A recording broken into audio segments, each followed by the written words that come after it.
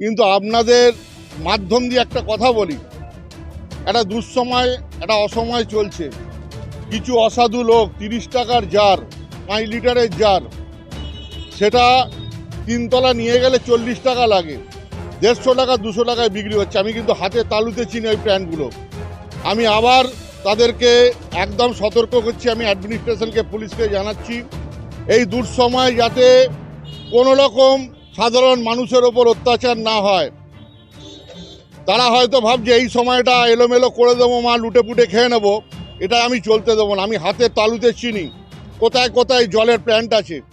30 টাকার জল, 25 টাকার জল, 40 টাকা 3 তলা 4 তলা উঠতে লাগে। তারা এই সময়টা কিন্তু মানুষের জন্যে খুব ক্ষতি করছে। আমি কিন্তু তাদেরকে এই বার্তার মাধ্যম দিয়ে জানাচ্ছি, তারা সচেতন হয়ে যাক, দামের দামে জল বেচুক। মানুষ জল পাচ্ছে না, আমরা চেষ্টা করছি যুদ্ধকালীন, তাদেরকে আমি পরিষ্কার বলছি এগুলো বন্ধ করুক, নয়তো পুলিশকে আমি অলরেডি জানিয়েছি, এ কাজ আমি হতে দেব না।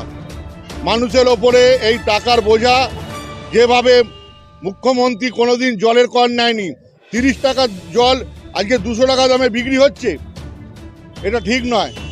এটা কিন্তু মেনে নেব না, আমি হাতের তালুর মতো চিড়ি বলে দিলাম।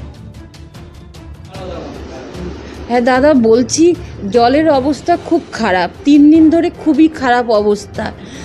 যদি প্রশাসন একটু দেখতো খুব ভালো হয়, তাড়াতাড়ি ব্যবস্থা করার জন্য।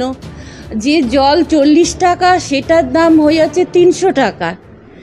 তা সাধারণ মানুষ কি করে এই জল কিনতে পারবে? যত তাড়াতাড়ি প্রশাসন কাজটা চালু করে খুব ভালোভাবে, তাহলে খুব ভালো হয়। প্রশাসন দেখছে না সেটা বলছি না, কিন্তু গরিব মানুষ কি করবে? যারা যে 40 টাকার জলটা সেটা 300 টাকায় হচ্ছে, তাহলে সবার আগে গরিব মানুষের জন্য চিন্তা করা উচিত। সবার পক্ষে তো সম্ভব হয় না যে জলটা বেশি টাকা দিয়ে কিনে দেওয়ার। 3 দিন ধরে খুবই অবস্থা খারাপ। আমার নাম অনুপমা ঘোষ।